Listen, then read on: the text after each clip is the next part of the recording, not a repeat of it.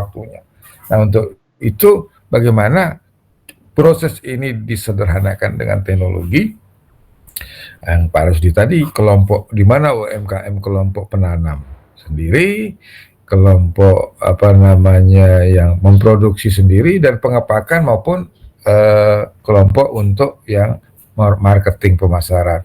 Nah, ini berkolaborasi, itulah menjadi penguatan jaringan dan kolaborasi inilah menjadi satu kemitraan bisnis.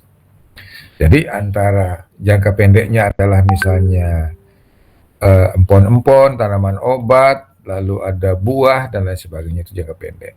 Jangka menengah seperti apa? Yang tanaman yang 5 tahunan misalnya, atau yang 3 tahunan. Nah, lalu jangka panjangnya apa? Nah, proses jangka panjang itu difermentasi, misalnya buah atau tanaman lain itu dikasih pengawet, misalnya dengan kimia-kimia tertentu, sehingga tanaman itu bisa bertahan lama, dikonsumsi berbagai macam orang, baik kesehatan dan lain sebagainya, dari sisi kesehatan bisa dijamin. Nah, ini proses itu jangka panjang. Nah, dari 3 tahapan tadi itu kita lihat adalah bagaimana pelatihan ini di UMKM, daya saing UMKM ini, sehingga pasar itu semakin kompetitif. Pak Rusdi menyampaikan kaitannya dengan smart pelatihan bisnis ini adalah Pak Rusdi menganggap kalian sudah paham bagaimana situasi market atau kompetisi di tingkat bawah. Bagaimana pengetahuan Anda tentang memproduksi dari bahan-bahan itu. Nah, saya kira itu harapannya Pak Rusdi dari pelatihan smart bisnis sederhana ini, itu bisa menghasilkan satu hasil yang maksimal. Lalu yang pertama, peningkatan daya saing UMKM. Nah, daya saing itu boleh sehingga dia adanya kompetitif.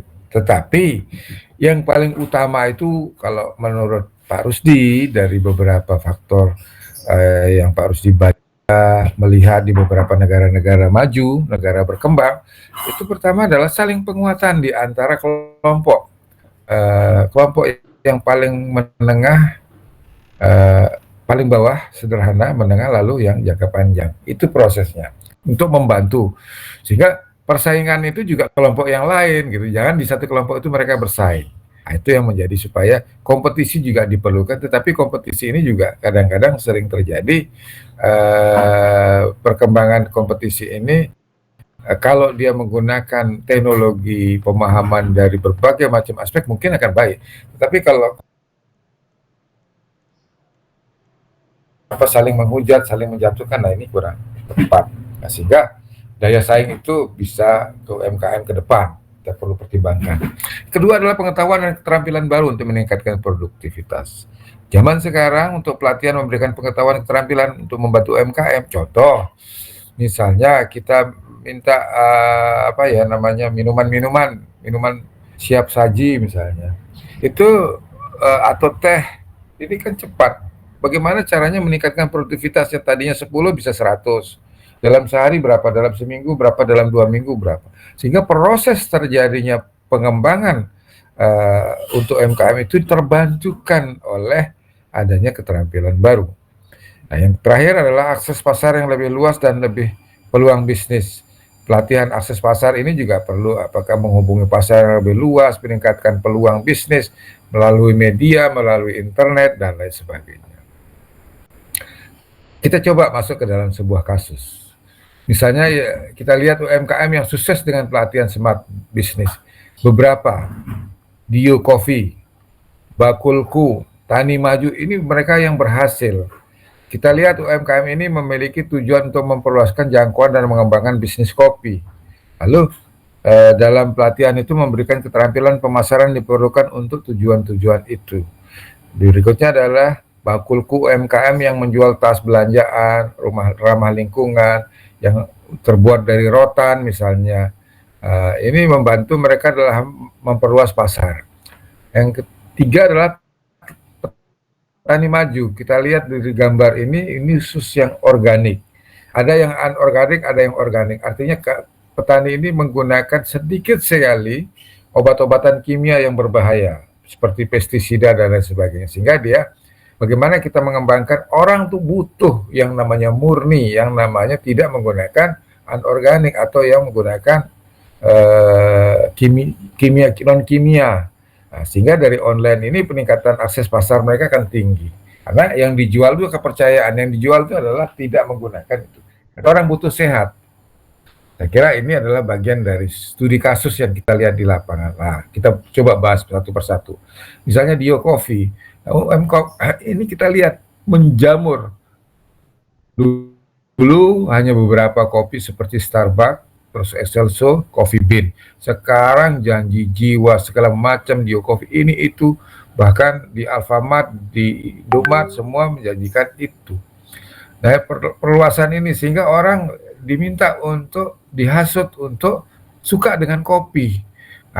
Campurannya bermacam-macam, ada yang kopi pahit, ada keasamannya tinggi, ada yang manis kopinya, ada dikasih susu, ada dikasih jahe, di berbagai macam ornamen atau tambahan-tambahan yang menciptakan rasa sehingga memberikan keterampilan pemasaran yang cukup menarik. Lalu kasus-kasusnya apa yang terjadi misalnya di coffee itu? Persaingannya banyak. Gitu. Nah, untuk itu bagaimana caranya menjawab tantangan persaingan? Nah, itulah perlu satu pembelajaran. Inilah kita perlu namanya belajar bisnis perencanaan. Lalu menjual tas ramah lingkungan. Kan sekarang jarang boleh orang menggunakan plastik karena pemerintah sudah melarang. Jadi pemerintah dengan larangannya itu akhirnya orang rame-rame menggunakan, membantu masyarakat untuk memperluas pangsa pasar dengan menggunakan ramah lingkungan. Seperti bahan-bahannya bahan-bahan dari alami, sedikit sekali persentasenya dari plastik. Sehingga apa? Menciptakan lingkungan yang baik. Ini idealnya seperti itu. Lalu yang terakhir ini Tani Maju tadi, gitu. Beberapa misalnya bahkan ada gudeg yang bisa disimpan sampai setahun. Tetapi bagaimana caranya supaya gudeg ini tidak banyak menggunakan pengawet. Intinya juga pengawet itu akan berbahaya untuk manusia. Nah, disitulah pengembangan strategis yang luar biasa. Saya kira 3 hal ini yang mungkin stressing kita bersama. Lalu apa? Tujuan. Nah, ini kan contoh ini dari Pak Rusdi, contohnya adalah bagaimana UMKM itu. Waktu pelatihan, evaluasi, dan hasil. Oke, sekarang case study gitu ya. Case study itu kita lihat bagaimana kalau UMKM itu diganti. UMKM yang tadinya misalnya buah-buahan, kalian punya nggak ide? Nanti cari kertas, kalian buat ide itu untuk masing-masing kelompok. Jadi nanti ide dari kelompok itu apa, ini dipaparkan besok minggu depan. Sederhana saja. Yang jelas Anda mulai sudah berpikir ide. Apa sih yang menarik? Bisa jilbab, misalnya fashionnya dari warnanya, ukurannya dibuat menarik sekali. Lalu ada lagi yang lain, misalnya fashion yang lain seperti bedak. Bedak itu sekarang banyak ya, ada yang dari madu, dari ini, dari itu. Nah, ini banyak sekali.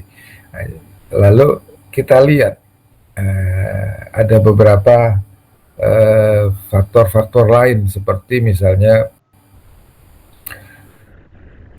mobil. Ya, kita lihat iklan-iklan mobil seperti itu.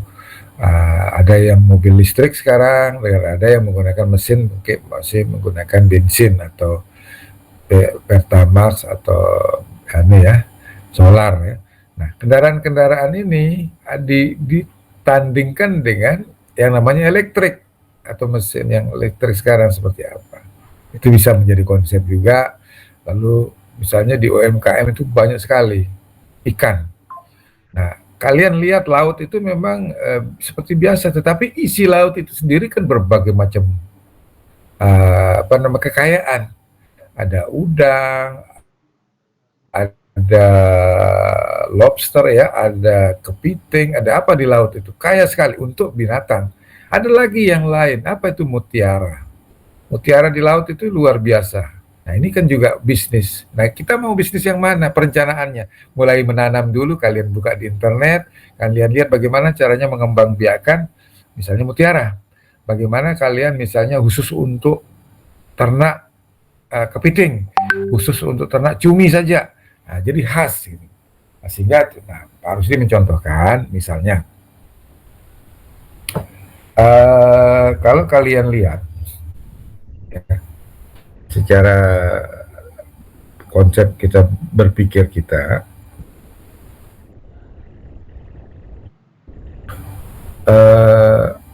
ada satu teori namanya the red car theory. Jadi teori ini kaitannya dengan mobil ya. Mobil berwarna merah. Nah, mobil berwarna merah ini andai kata sekarang Mas Doni ya naik ke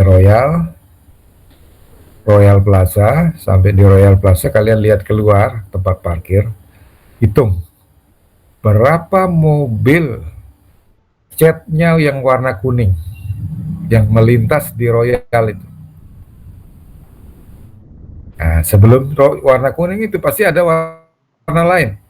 Ada hitam, ada putih, ada hijau, ada hitam, kuning, biru. Nah, tapi warna kuningnya berapa banyaknya? Nah, sama dengan itu kalau kita bicara bisnis. Bisnis di laut itu kan banyak, ada kepiting, ada kerapu, ada ini. Yang kalian lihat tuh apa? Yang sedang handal tuh apa? Kita tidak perlu capek-capek kasih makan ini itu. Kita hanya tinggal tunggu. Apa itu? Mutiara. Bagaimana berternak mutiara? Duduk saja kan, kerang itu dan sebagainya. Ada juga yang suka hobi dengan misalnya akuarium. Ikan-ikan, khusus ikan-ikan yang ada di laut. Bagaimana beternak itu? Nilainya tinggi sekali. Tinggal kita carikan tempatnya, bagaimana memasang sehingga ternak ikan itu rame. Bagaimana orang suka. Ini baru bicara laut. Banyak lagi seperti udang. Ada orang yang suka sama udang, ada orang yang suka sama kepiting. Nah, itulah perlu ada suatu perencanaan. Jadi ide itu datangnya banyak. Tinggal kita sekarang aplikasikan dalam perencanaan dan pengembangan bisnis. Apa yang dilihat dalam perencanaan pengembangan bisnis? Ada dana, ya. Dana itu jangan lupa investasi kita. Lalu ada namanya perencanaan jangka pendek, menengah, dan panjang. Contoh satu tadi, misalnya sudah kita bicara Lombok, bicara tomat, sekarang kita coba mulai lagi di laut. Apa yang kita bicarakan? Mutiara. Mutiara itu ada mutiara air tawar, dia di air tawar, ada mutiara air laut. Nah, bagaimana mengembangbiakan ini perlu dia disuntik sehingga mutiara ini nanti akan tumbuh besar. Nah, setelah sekian lama, sekian bulan ini prosesnya menjadi bagus. Begitu diambil itu harganya sampai ratusan ribu. Jadi cukup mahal. Nah, kalau kita bandingkan dengan udang, misalnya udang berapa harganya, atau cumi berapa harganya untuk per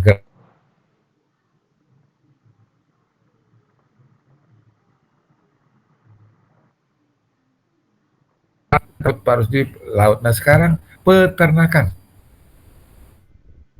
itu ada yang namanya ada yang namanya kambing. Itu biasanya setiap habis mau Idul Adha orang rame-rame menjual kambing, sapi, dan lain sebagainya. Ada ayam, yang ayam ini kebutuhan orang tidak terbatas, banyak sekali. Jadi ayam ini luar biasa, kasihan juga Pak Rusdi sama ayam ini. Baru besar tumbuh sendiri langsung dipotong. Ada juga lagi peternakan yang lain, seperti misalnya pemeliharaan kucing. Kucing itu perlu makanan dan lain sebagainya. Orang senang gemes. Tapi kucing bukan untuk dipotong, tapi hanya untuk dilihat. Nah, itu kadang-kadang kok lebih beda kucing dengan ayam gitu. Ayam, kita peternak ayam, kadang-kadang ayam itu ada diadu domba atau dibuat untuk ajang perkelahian di antara itu. Nah ini yang sering-sering itu. Nah, sehingga perikanan, kelautan, dan pertanian. Coba Pak Rusdi ingin kalian buat di studi kasus kita rencanakan dia, rencana yang jangka pendeknya apa, jangka menengahnya apa, jangka panjangnya apa, sesama grup. Buat saja satu lembar, besok kita tayangkan. Jadi di 14 kelompok, dari 14 itu satu-satu mentayangkan dengan PPT dan sederhana. Di luar tugas yang sudah diberikan Pak Rusdi. Nah, ini maksudnya apa? Kalian bisa memikirkan merangsang seperti mobil tadi, Mas Don. Jadi mobil warna kuning tadi seperti apa? Jadi kita mulai belajar tentang pentingnya sebuah apa namanya ide. Ada pertanyaan sampai di sini, teman-teman?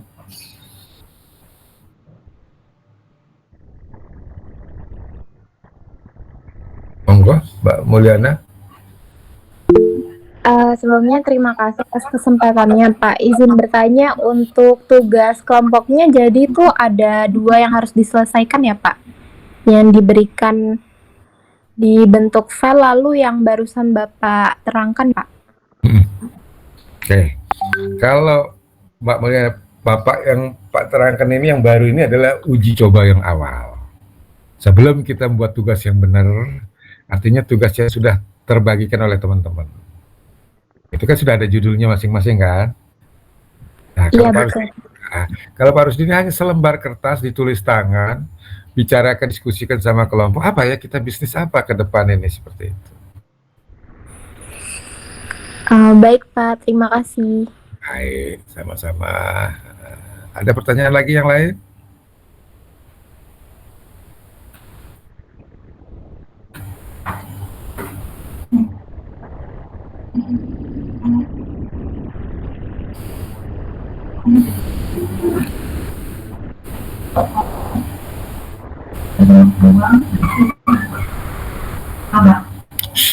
Nih.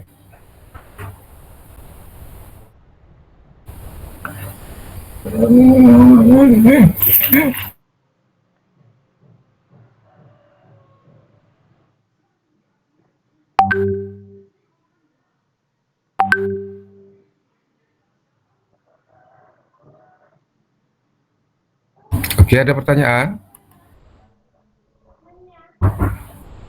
Baik. Aduh.